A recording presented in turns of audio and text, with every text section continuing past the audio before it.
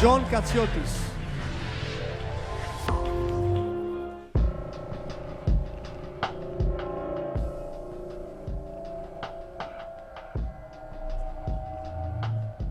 And he will actually tell us how to make parking a breeze.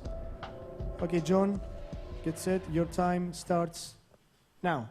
Good evening, everyone. Our story starts about half a year ago when we launched a mobile service to fight the parking problem that enabled drivers to join a community and exchange real-time spots on the street. Somewhere along the way, though, we made a stunning discovery. Parking lots, that are the obvious solution to the parking problem, do not operate in the most efficient way possible. Extensive market research and more than 200 meetings with parking lot owners resulted in the release of a prototype a month ago and the relaunch of our service in a few weeks to connect drivers and parking businesses. Today, our users are able to compare parking lots in the center of Athens by price and locate the cheapest one, and tomorrow they will be also able to reserve, schedule, and pay their parking through us. On the other side, parking lots gain access to a yield management platform to increase their utilization and maximize their profits. Okay. All that by adjusting their prices based on availability, just like airlines do with plane tickets. We also offer an essential to them loyalty platform to directly connect with their customers, something they have no way of achieving today, since once a customer drives out of the parking lot, is unreachable. Our revenue stream is fairly simple. For every parking space that is being utilized through our service, we keep a commission out of the transaction. The market size in Athens today is just 60 million, with utilization only to 20 to 30% per parking lot. But in Western Europe, the parking lot business is a 50 billion market, with parking lots being utilized in 50 to 80% per city. So, as you can see, there's a lot of room for improvement because the market doesn't have right now yield management platforms based on real-time demand to know what the exact revenues could be. Of course, there are competitors that can either help you locate the nearest parking lot or reserve a spot. We've done our homework only to find out that we're the only cross-platform solution targeting the European and not the US market, focusing on capacity utilization based on real-time data and helping parking businesses connect with customers. So far, we have confirmed partnerships with 7 of the biggest lots in the center of Athens, handling more than 3,000 spaces daily. We're in talks with a major car manufacturer aiming to be pre-installed inside cars, and our approach is Athens first to test our product in Europe next. Our marketing actions for Athens include online and offline local advertising. We're in talks with the biggest mall in the center of Athens, and in a few weeks that we will launch, you will witness the €1 campaign. You will be able to park around Athens with just €1. How? By using Parking Defenders, the app that is created by a balanced and skillful team with a proven track record, both local and international. Next time you need to park, consider Parking Defenders, because parking shouldn't be crazy. Thank you. Okay. Thank you, John. I think the Silicon Valley Startup Bootcamp Yeah. optimized. You learn a lot. Okay, let's pass the judges. Arnaud. Great. Parking is definitely a big problem in Athens. That's for sure. I like the dynamic pricing application to parking. It's a nice business application. It's much a more business model focused startup than technology. I don't think there's much on the technology side here. My key question is, what is the actual? Do you have a sense of what is the value proposition for the parking lot? How much more money is the parking lot going to make per space using you guys? Through revenue management, the basic principle is to sell the right product to the right customer at the right time for the right price. And it means that you are able to utilize 100% your assets.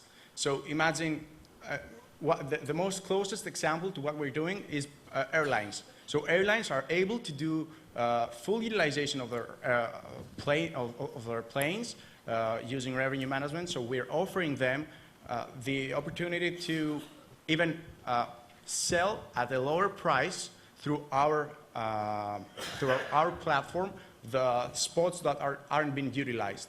So on average, it's 20 to 30% on European cities. Of increased revenues.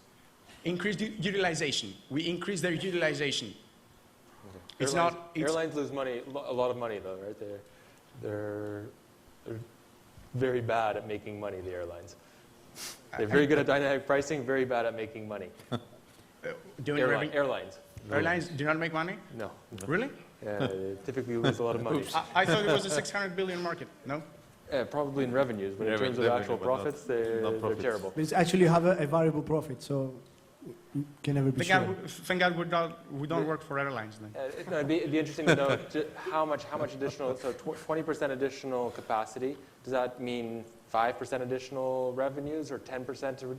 Because they're obviously going to be losing some margin on the cost side. Yeah, that's correct, and it's not a general rule. It's based on the current conditions. For example, in Athens, you need to sell parking at €1, so that can someone enter in the parking lot. Or in other European markets, European cities, you can go lower than 10% or 20%. It's based on the city, each city. Rebecca. Yeah, so it seems like there's a lot of inventory management that the parking businesses have to do to let you know at any given time how many spaces they have. So how are you going to handle that? Well, we can integrate our platform into their platform. Right now, we're testing the product in Athens, and in Athens, we have two approaches. The one is that we're integrating with the system, and the other is that we are giving a backend to the parking attendant, if the parking lot is not automated, to check and interact with our system. So we either do it automatically with their system integrating with ours, or we give them a backend if the automatic if the parking isn't automated. So that's not to be underestimated. This reminds me of the open table in restaurants business, where there is a component where you have to integrate, and the cycles for sales in those cases tends to be really long. So it's worth for you to maybe research through your pilot cases how fast you can actually engage some of these parking businesses. We started a month ago to signing up parking lots, and in a few weeks we are ready to go live in the city. So we think that in a 2-month period we can cover the length of a city like Athens. George. So how many parking lots you already collaborate with? We have, right now we have confirmed 7 parking lots. There's a selection process. We only try to take the best out of the best. We need parkings with more than 100 spaces, and we need parkings that are in strategic locations so that we can help more our users. So we have confirmed 7. We have a few more coming. Our goal is to have 20 parking lots around Athens, handling in total 10 to 15,000 spaces. And another question, is your model scalable? I mean, have you seen the possibility of transferring this model to abroad? We are only testing in Athens. So our plan is to move to other European cities like Berlin. So of course, we're aware that we're going to need local partners, and we're starting seeking partners at other European cities. Okay. But on the technology side, the business is scalable. Okay, thank you. Alexandra. Okay, I have 3 things I just want to know. They're small. The first one is that you mentioned that you're integrating, but there are some parking lots that may not have a system, so there's an easier market for you to enter, right? Although these are probably not the ones that have, they're not the best of the best, so they're not 200 spaces or anything, but don't dismiss those because you can enter in those. We have parking lots that they're not automated, and they have 500 spaces. Okay. So it's here in Greece, though. Here in Greece, yeah. Just hopefully abroad things will be much easier because we need automated parkings to do our revenue management easier. Okay. So hopefully the toughest market is here in Athens. Okay. The other thing is, have you researched what markets you're going next?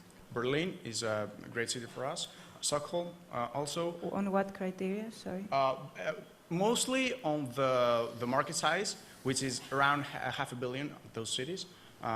We were in Stanford last April, and we were thinking about taking our business there, San Francisco, which is a $600 million market. But then we realized that although there are few competitors in the States, in the Europe there's none. So it's actually, and it's closer to home, so it started making more sense to move to European cities. So competition is one of your criteria, I would say. The other two criteria is where there's a lot of paying for parking and there are a lot of free spaces. Are you considering these or just the market size of parking? Free spaces is So there's not- paying not- from both sides, that's what I'm saying. Yeah, it's not a big issue because parking lots, first, they don't have a platform to connect with their customers. So when you're visiting a parking twice a week and sometimes you stop, then the business has no way to interact with you and tell you, okay, come back, and I will give you an extra discount. So that's one way of putting it. And another thing is that you don't have to collaborate with empty parking lots. You can do revenue management with parking lots that are almost full because those parking lots do not really know if their customers are already paying the maximum they can. Hari. I don't have any questions, just some comments. I know that before that you had find the parking slots or notify that you're leaving this parking. I feel that you are in an area that needs there's a lot of opportunity in the parking space, let's call it this way, and nobody seems to be capturing that. So I think this is positive, this is number one. Number two, I think it's good that you're flexible. You probably saw that your previous model does not work, so you moved to something else. It failed successfully. So how much money did you make? How much money are we going to make? Did you make from the previous one? Well, 0. Okay. So, so the good thing is that you are flexible and you are, changing based on what the market needs. Your T-shirt says still that, you are still in the previous job, because what you have describing to us is not finding a parking, but it's more like a service to the parking lots, making sure that they fill their seats or their positions.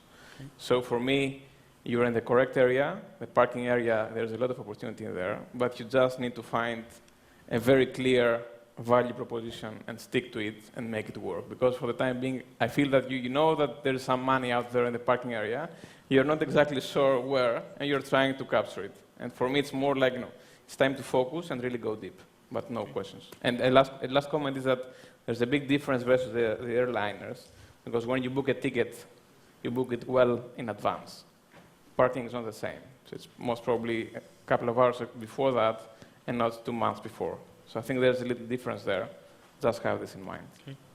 Thank you. Thank you. And actually, this is a result of pivoting, okay? That's right. When we have a flexible team, you pivot, but you have to... should pivot, but you have to focus and you have to build your secret sauce, your value proposition. And actually, a small advice, if you look at the future, it would be a nice idea to start, okay, not now. First, you have to build your story. To contact car industry, car firms. Why? Because your app or your model or your technology could actually be easily integrated in next generation smart cars. If you live in Paris, probably you will find us. Yeah. Inside So our car. look at that, because it could be a nice exit in a couple of years, 5, 4 years, 3, 4, 5 years, to be acquired by a car company. Okay? Thank you very much and good luck. Thank you. Thank you. Okay. We reached the end. Just